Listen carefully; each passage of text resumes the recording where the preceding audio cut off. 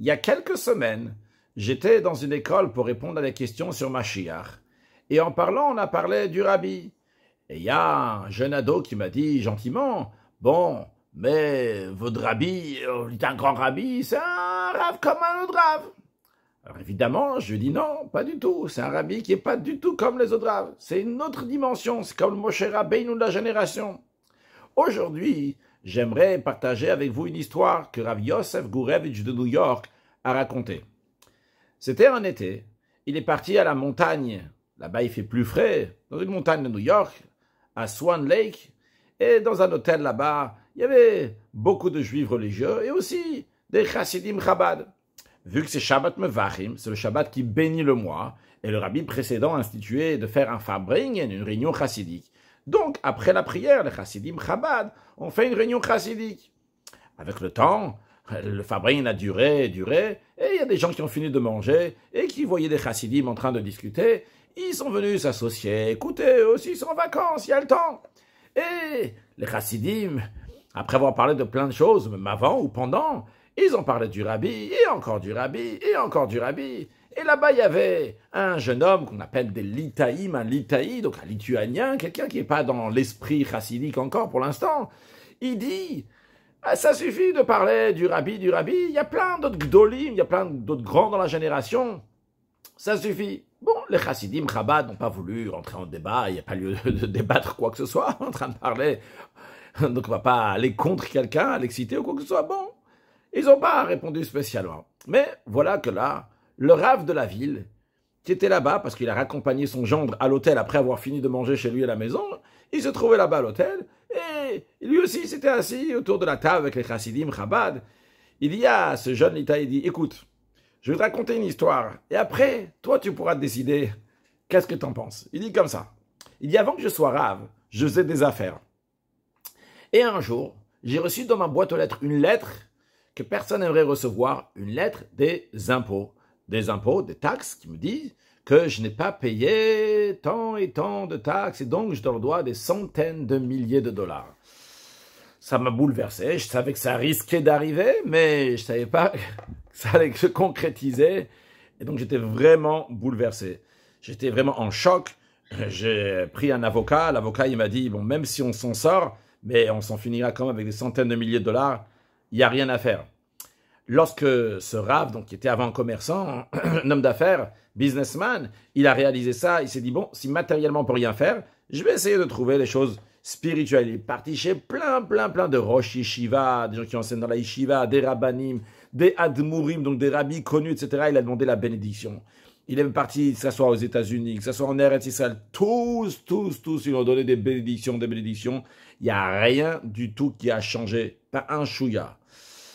Le jour du jugement arrivait et ils avaient de plus en plus de preuves contre moi et ma situation s'aggravait, raconte ce Rav. La situation était très difficile et mon beau-père, qui est un chassid de la dynastie de Belz, donc il y a un chassidout Chabad, c'est la chassidout de Belz, il y a un rabbi de Belz, donc, mais il connaissait très bien Chabad parce qu'après la Shoah, il a connu Peretz Mochkin, Reb Nissan Nemanov et d'autres, il a gardé bien bon contact avec les Chabad, son beau-père de ce Rav qui était un businessman. Lorsqu'il a entendu tout ça, il a dit, écoute-moi, va chez le rabbi de Lubavitch. Tous les dimanches, il distribue des dollars, pour que les gens vont mettre des dollars à la tzedaka, et c'est aussi l'occasion de le glisser un mot, de lui dire quelque chose, et des milliers de personnes reçoivent sa bénédiction. Vas-y, va prendre sa bénédiction. Ce Rav-là, qui n'était pas très pro-Chabad, on va dire, ce businessman donc de l'époque, il ne voulait pas y aller, il ne voulait pas écouter son beau-père. Il dit, il respecte son beau-père, mais il respecte aussi le rabbi, mais lui c'est un litaï, il est né litaï, qu'est-ce qu'il va aller chez le rabbi de Lubavitch, demander la bracha, rabbi de Lubavitch c'est rabbi, c'est très chassidique, aller jusqu'à là, demander une bénédiction, il ne voulait pas y aller. Nous, le temps avance, ça arrive le moment du jugement. Il n'en pouvait plus, il a dit, je vais arrêter d'être un têtu idiot, je vais aller recevoir la bénédiction du rabbi.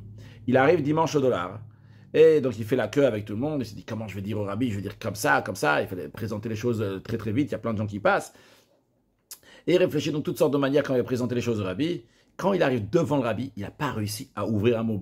Aucune des versions qu'il a préparées, il a réussi à dire. Donc tout s'est enlevé, vraiment, il a été bouleversé. Le rabbi lui a dit bracha v'atzlacha, comme il dit à tout le monde, bénédiction et succès.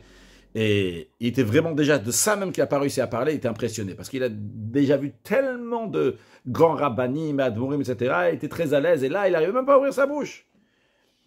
Quand il est reparti chez lui à la maison, son beau-père tout de suite a appelé, il a demandé, nous alors, comment ça s'est passé? Alors il a dit, j'ai pas pu demander une bénédiction. Son beau-père, il a dit, quoi? Pourquoi t'as pas demandé? Il a expliqué, il dit, tout simplement, j'arrivais pas à ouvrir la bouche. Il a dit, écoute, repars dimanche prochain. Bon, cette fois-ci, déjà, il avait enlevé de la tête que c'est impossible d'aller chez le Rabbi Lubavitch. Il est parti chez le Rabbi. Il a retrouvé un homme saint, un homme de Dieu, Ish Elokim. Et il s'est retrouvé devant le Rabbi, il a pris ses efforts, il a pris son courage. Il a dit, Rabbi, j'ai un problème avec les impôts. Je demande la bracha du Rabbi pour m'en débarrasser. Le Rabbi, il a donné $1, il a dit, bracha v'atzlacha, bénédiction et succès. Lui, ce businessman, qui est actuellement donc le Rav, qui raconte l'histoire, il dit, mais bon, cette bénédiction, j'ai déjà reçue la semaine dernière. Il dit, Rabbi, je fais une promesse. Le Rabbi a fait un sourire, il a dit, bracha v'atzlacha, bénédiction et succès. La semaine, juste après, donc ce dimanche, donc les jours qui ont suivi, il y a l'avocat qui l'appelle et dit, j'ai une bonne nouvelle.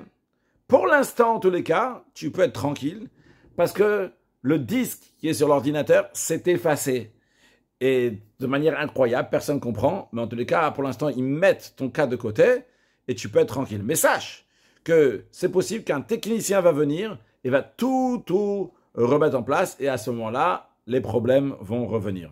Waouh, il était content, mais quand même, il n'était pas tout à fait tranquille. Il se dit peut-être qu'il y a un technicien qui va réussir à remettre tout sur le disque. Bon, tout ça s'est passé, c'était en hiver 5748, donc 1987-88. Malheureusement, il y a eu le 22 Shvat, l'épouse du Rabbi a quitté le monde. Il est passé donc devant le Rabbi, il est parti pour présenter ses condoléances comme des milliers de gens qui sont venus. Et quelques semaines après, il est reparti à nouveau chez le Rabbi. Il ne voulait pas demander une bénédiction juste, il voulait voir le Rabbi. Il a compris la grandeur du Rabbi. Et quand il passe devant le Rabbi dit bracha v'atzlacha, bénédiction de succès. Tout d'un coup, il entend que le Rav grogne, le secrétaire du Rabbi dit hey, reviens. Il ne comprend pas en quoi il a le mérite parmi les milliers de personnes que le Rabbi dit revenir. Le Rabbi se tourne vers lui et lui dit Schein in ganzen ausgemerkt. Ça y est, c'est bon, tout est vraiment effacé. Waouh! Il était impressionné. Il n'y avait même pas de quoi répondre. Le Rabbi dit bracha v'atzlacha. Il est reparti chez lui, il était heureux comme tout, il était sûr que tout allait bien se passer. Et dans la semaine qui a suivi, on l'a appelé, et il a reçu une lettre, dans laquelle on lui dit qu'il n'y a aucune chance de retrouver son dossier, et donc il ferme son dossier, et tout tombe à l'eau. Maintenant, ce Rav-là de Swan Lake, il dit à ce jeune Litei qui dit, il y a plein de grands, pourquoi les Chassidim, Chabad, ils parlent de leur Rabbi sans arrêt? Eh bien, à toi de décider. C'est qui est le grand Rabbi? Évidemment, on n'est pas ici pour dénigrer qui que ce soit, mais réaliser que le Rabbi, c'est le Rabbi, c'est le Moshe Rabbeinu de la génération. C'est pas encore un Rav comme un autre Rav. Tous les Rabbanim, ils ont leur place, chacun a son importance, etc. Mais le gars, il n'était même pas au courant. Quel rapport? Est-ce que, bon, il y a une bracha du Rabbi? Est-ce que le Rabbi est au courant? Comment ça s'est annulé? Comment ça s'est passé? Le Rabbi, il a 770, il y a un gars qui passe parmi des milliers de personnes. Le Rabbi dit bracha v'atzlacha. Le Rabbi s'occupe que ça va s'effacer là-bas pour apaiser cette personne. Attention, je tiens à souligner qu'il faut payer les impôts, il faut payer les taxes. Et dans sa situation, en tous les cas, le Rabbi l'a sauvé d'une situation qu'il n'aurait pas pu s'en sortir. En tous les cas, on souhaite, comme la bracha du Rabbi, bracha ve'atzlacha, bénédiction et succès dans tous les projets de chacun, tous les projets qui vont être très positifs, très fructifieux, Be'ezrat Hashem, et que tous ensemble, avec une excellente santé et des bonnes nouvelles, on va accueillir Mashiach now!